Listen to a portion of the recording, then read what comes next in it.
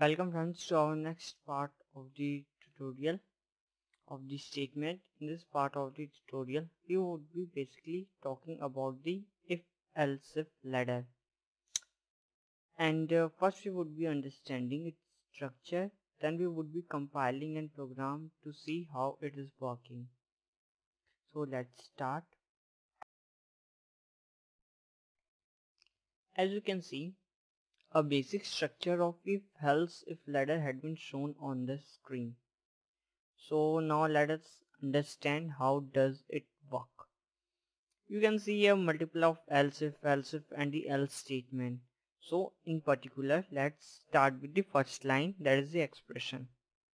In the very first line, you can see if expression statement is given.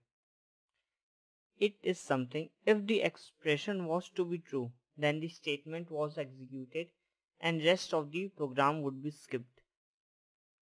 If the expression this was to be wrong, then the second else if expression is going to be executed and checked.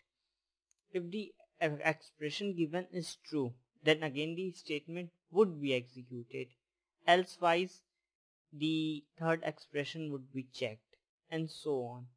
If any of one of the statement was to be correct, then all of the other statements are to be skipped.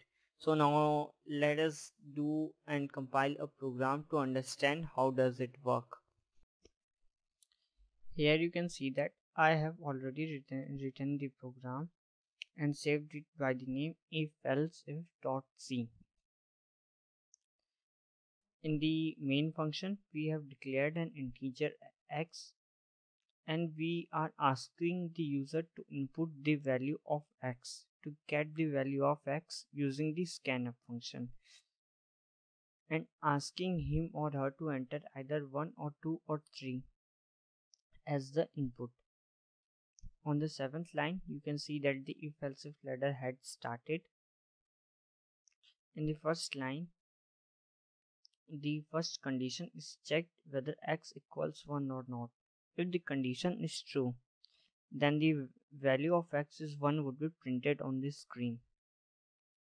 If the condition was to be false, then the second line is going to be executed and the second condition is going to be checked whether x is equals to 2 or not.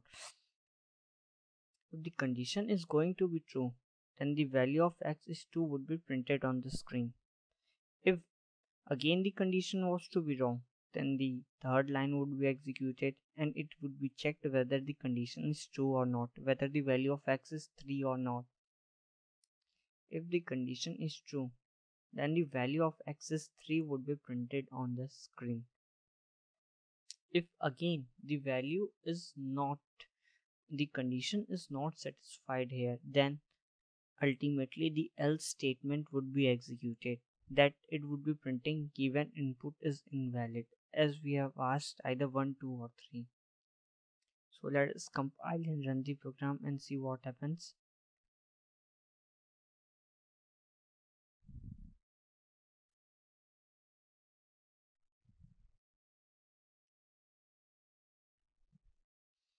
We are going to enter any of the number like we are entering 2. Here it is printed that the value of x is 2. Again, if we compile and run the program and we input the value as 3, it is printed that the value of x is 3. Again, if we compile and run the program and enter some arbitrary value like 65, it is not of the given range. Hence, the else statement would be executed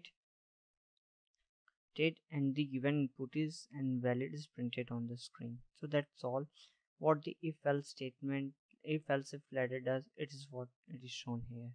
That's all. So if you liked our video, just hit on thumbs up, subscribe and do share.